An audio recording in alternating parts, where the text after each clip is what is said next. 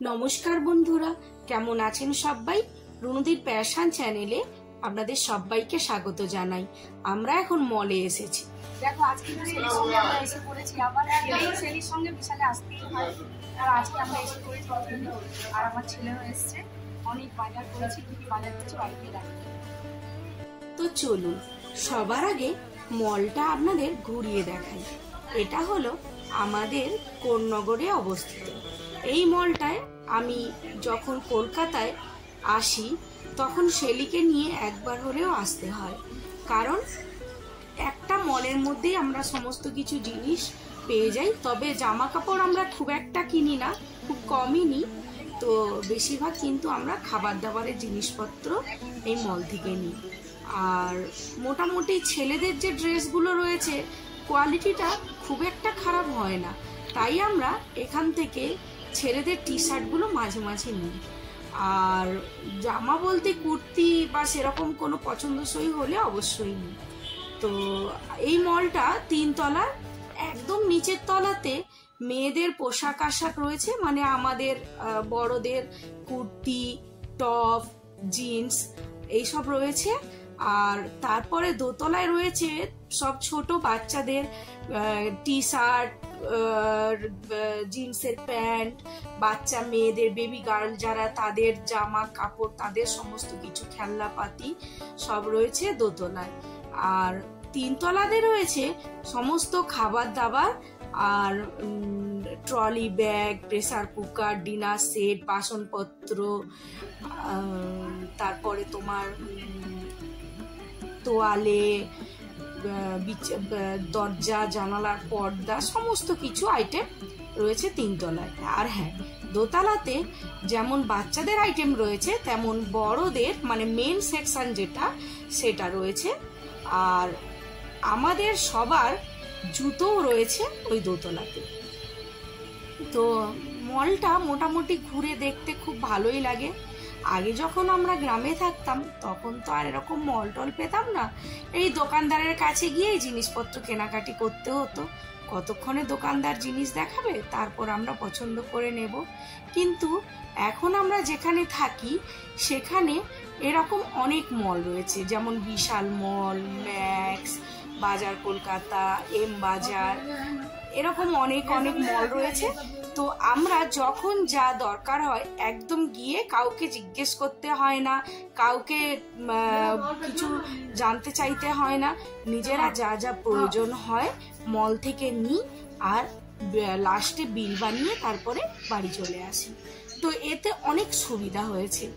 এখানে পুরো খাবারের সেকশনে দেখুন, মুসলি রয়েছে, কেলগসের, ওটস, সবকিছুই রয়েছে।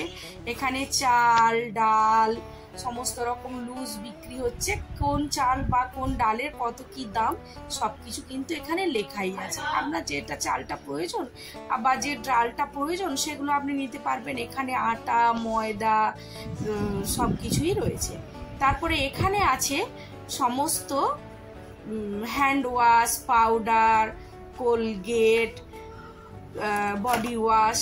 তা আমি দেখলাম আমাদের বডি ওয়াশটা শেষ হয়ে গেছে, তাই ভাবলাম যে কোন বডি ওয়াশটা নেওয়া যায়।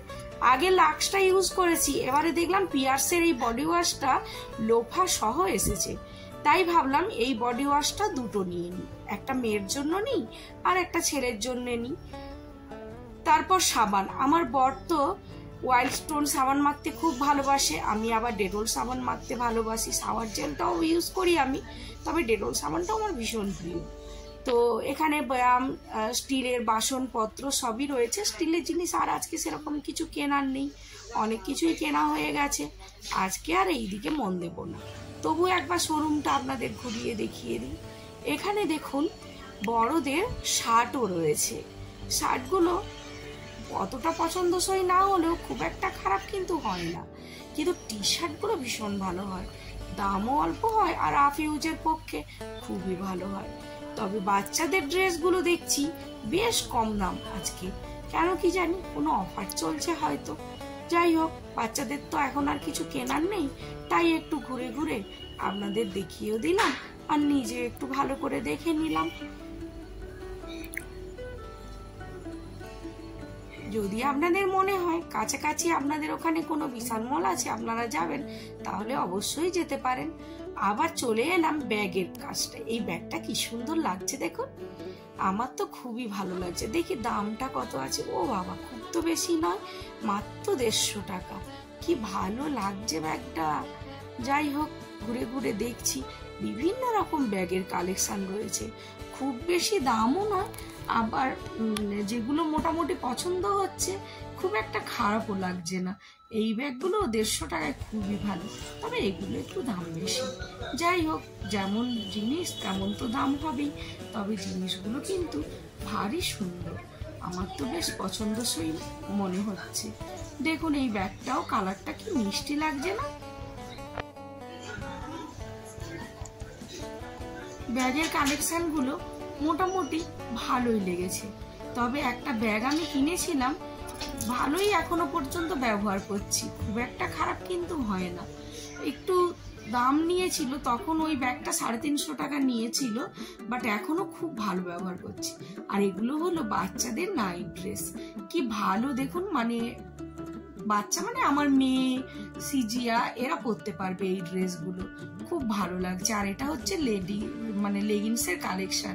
আর এখানে অনেক সুন্দর সুন্দর কুর্তিও রয়েছে, তবে কুর্তির কাজগুলো খুব একটা খারাপ লাগছে না, কোয়ালিটিগুলোও খারাপ নয়। একটা লং স্কার্ট আমার খুব পছন্দ হয়েছিল, কিন্তু ভাবলাম লং স্কার্ট নেব না, থাক, পরে না হয় নেব পুজোর সময়। এখন একটু ঘুরে ঘুরে দেখে নিই কি কি কালেকশন রেখেছে। বিশাল।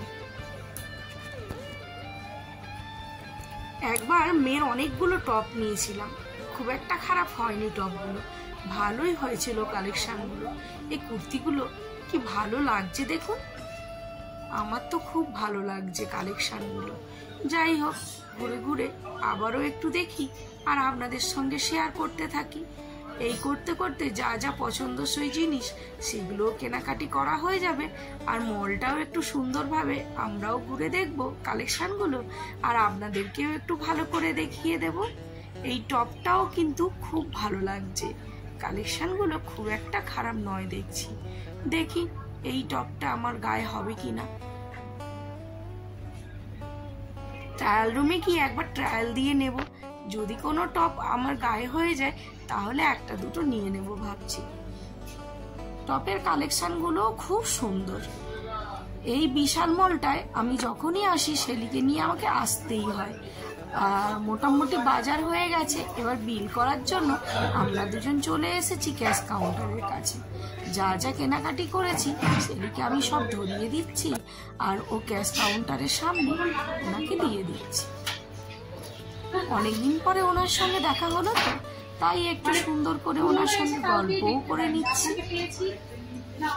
ওনার সঙ্গে জেনে নিচ্ছি যে পুরোনোর মধ্যে শুধু আপনাকে দেখতে পেলাম, আর তো কাউকে দেখতে পেলাম না, সব স্টাফ কি চেঞ্জ হয়ে গেছে। আসলে অনেকদিন পর পর যখন যাই ফ্ল্যাটে তখনই শেলিকে নিয়ে যাই, নাহলে তো সেরকম ভাবে আর ওই কোন্নগরের বিশালটায় যাওয়া হয় না।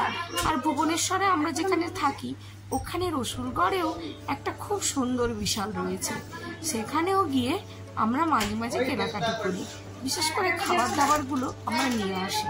কেরক্সের মুসলি নেই, তবে মাঝে মাঝে বিশালের যে নিজস্ব একটা প্রোডাক্ট আছে মুসলি, ওইটাও আমার মেয়ে কিন্তু খেতে খুব ভালোবাসে। আমি মাঝে মাঝে গিয়ে ওই মুসলিটাও নিয়ে আসি। তারপরে কেক, বিস্কিট, জুস, এইসব নানান ধরনের জিনিসপত্র ওখান থেকে নিয়ে আসি। আর বাজার কলকাতার এটাও খুব ভালো লাগে, তবে বিশাল মলটাও আমার খুব একটা খারাপ লাগে না। যাই হোক, গল্প করতে করতে আমার সমস্ত বিলগুলো হয়ে গেল। এইবার আমরা বাড়ির উদ্দেশ্যে রওনা দেব। তার আগে মলটাকে বাইরে থেকে কেমন লাগছে আপনাদের একবার দেখিয়ে দিই। আর টাটা বাই বাই করে শেলি, আমি আর আমার ছেলে তিনজনে মিলে একটা গাড়ি করে নিয়ে এবার বাড়ির দিকে রওনা দেব। বিশাল থেকে বাজার করে এখন আমরা বাড়ি ফিরছি। এই যে শেলি আর আমি পেছনে, আর ওই যে সামনে বসে আছে আমাদের শুভম বাবা। শুভম বাবা, একটু তুমি তাকিয়ে হাই করো।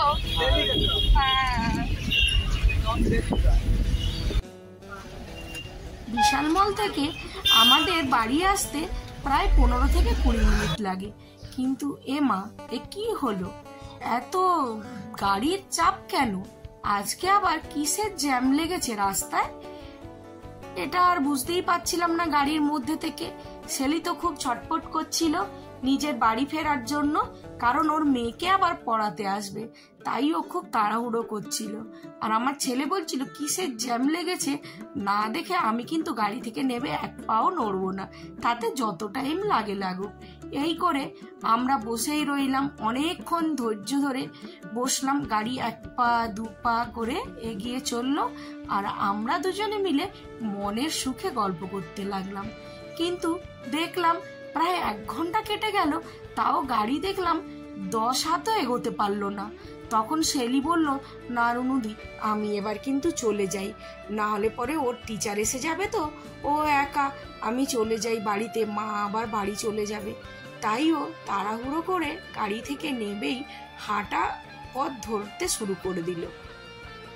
কিন্তু আমার ছেলে তো কিছুতেই নামবে না, বলছে না আমি হেঁটে যাব না, আমি দেখব কত টাইমে এই জ্যামটা ছাড়ে। আর কিসের জ্যাম আমরা কিছুতেই বুঝতে পারছিলাম না, সামনে কি কোনো কিছু হলো না কি, কেন এত জ্যাম লেগেছে বুঝতেই পারছিলাম না। তারপরেও আমরা গাড়ির মধ্যে বসে রইলাম, ছেলে আর আমি গল্প করতে করতে বাড়ি আসছি। তার মধ্যেই আমার বর বাড়ি ফিরবে, তার ওলা বুক করতে হবে। সে আবার নিজে কিছু করতে পারে না, সবকিছুই আমার ছেলে করবে, না হলে আমি করব। মাঝে মাঝে রাগ হয়, মাঝে মাঝে আবার ভাবি ও তো আমাদের জন্য এত কিছু করে, আমরা না হয় এইটুকু ওর জন্য করব। তো যাই হোক, ওর ওলা বুক করতে করতে আমরা খানিকটা দূর এগিয়ে এলাম। এই করতে করতে আমরা প্রায় গাড়ির মধ্যে বসে রইলাম 2 ঘন্টা। দোলতলার ঘাটে চলে এলাম, এখনো দেখছি জ্যাম অতটা ছাড়লো না। আমার ছেলে বলল দোলতলার ঘাটটা পার হলেই জ্যাম অবশ্যই ছেড়ে যাবে। এই করতে করতে আমরা বাড়ির পথে রওনা হয়ে গেলাম। 2 ঘন্টা পরে আমরা ফ্ল্যাটে এসে পৌঁছালাম। ততক্ষণে দেখলাম সেলির কিছুটা রান্নাও এগিয়ে গেছে।